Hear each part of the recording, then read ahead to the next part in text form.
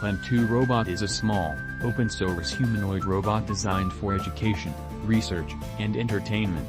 It can walk, dance, gesture, and perform other motions using 18 movable joints, and it can be controlled wirelessly via smartphone, tablet, or computer.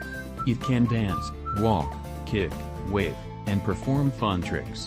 When dancing, PLEN2 can move arms, legs, and head in coordinated patterns to music.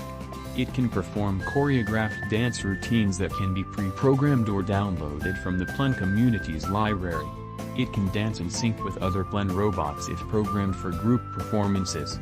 It can use its 10 joints to create expressive, human-like dance moves. PLEN2 robot is easy to transport, store, and use in classrooms or at home. It is great for learning robotics, coding, and mechanical design. It can be operated via smartphone, tablet, or computer through Bluetooth. Parts can be 3D printed, and movements can be reprogrammed.